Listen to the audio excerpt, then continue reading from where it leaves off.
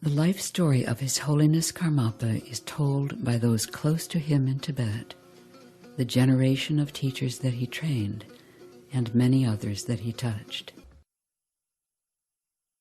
His Holiness the 16th Gyalwar Karmapę was the leader of one of Tibetan Buddhism's 4 major schools of spiritual teachings, the Kagyu lineage.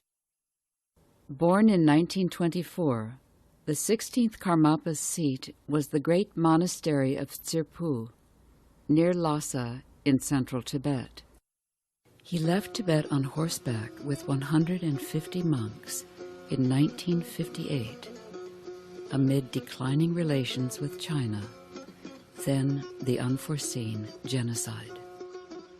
In the difficult years that followed, the 16th Karmapę and a handful of other lineage leaders, including His Holiness the Dalai Lama, rebuilt the Tibetan way of life in India and neighboring countries. They resumed their teaching of spiritual practices and began again to turn the wheel of Dharma.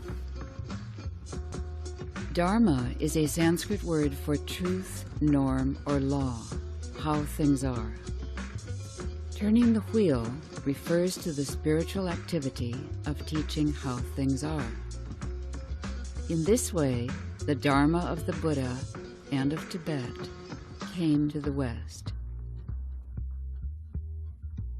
By all accounts, Rangjung Rigpe Dorje, the 16th Karmapę, was someone very special, a Buddha of modern times, a person of great power, inspiration, and benevolence.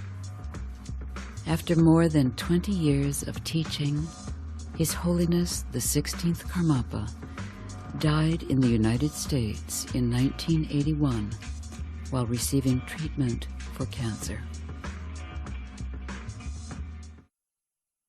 Like his life, his memory continues to be vivid and strong.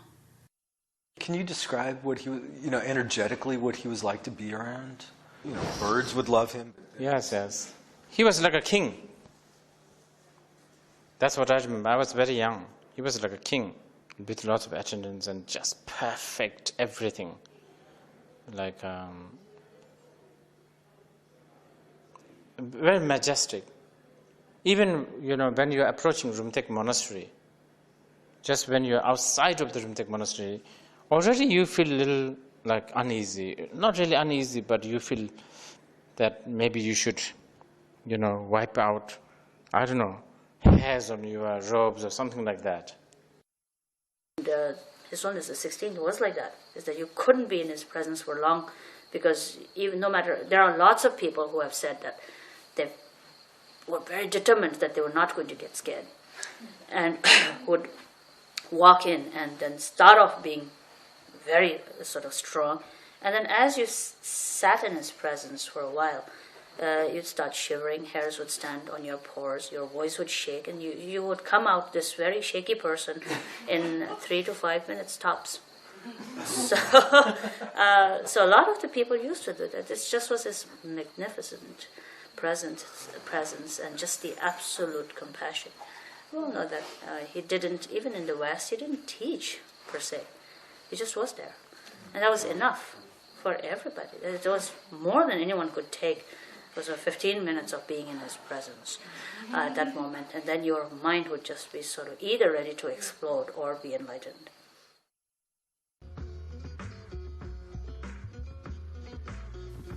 The story of this modern-day Buddha looks closely at enlightened qualities and frames them amid historical events and the cultural context of Buddhism's migration to the West.